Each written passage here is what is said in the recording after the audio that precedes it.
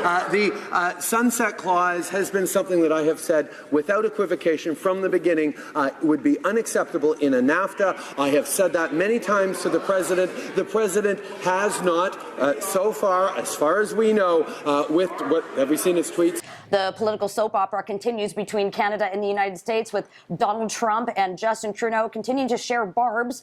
Is this working? Is this a good thing, bad thing? I think it's a pretty bad thing. But here to break it all down for us, I'm here with, at one point, Canada's most beloved premier, the former premier of Saskatchewan, Brad Wall.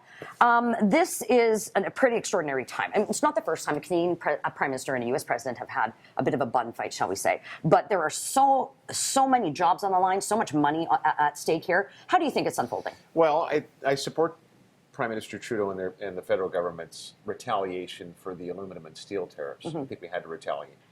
What's happened since, in terms of the tweets and the back and forth, I'm not sure. I think we need to make I think former Prime Minister Mulroney is right. I hope he's right that we need to let this tempest pass a little bit. So Canada, though, are we coming from a position of strength or weakness when it comes to this? Because the United States is about to go through midterms.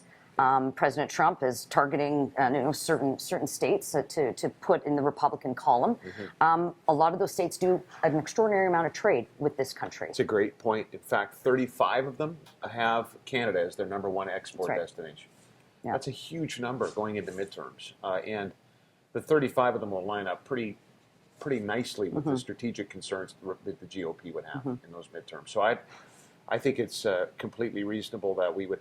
That was sort of the point of the tariffs I just mentioned that the Harper government introduced or threatened with respect to that country of origin labeling situation. They were very strategic. They picked products from states that they knew would matter in subsequent elections, and I think it worked. So now there's groups in the United States, groups in Canada saying that we should be boycotting each other. Do those work?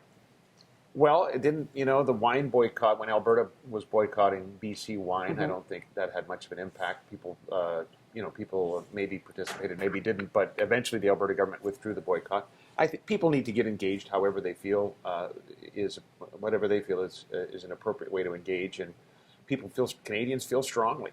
So I think that response is not unreasonable, and I think it's up to everybody to find their own way to participate. Let's talk about something that not only when you're premier and you continue to speak out in favor of our pipelines and the development. What happened with the federal government buying the pipeline now, and all of that drama that has ensued? What's your view on that? Well, I think they got their last resort first, is what I think. I think there were options the federal government had before nationalizing a pipeline.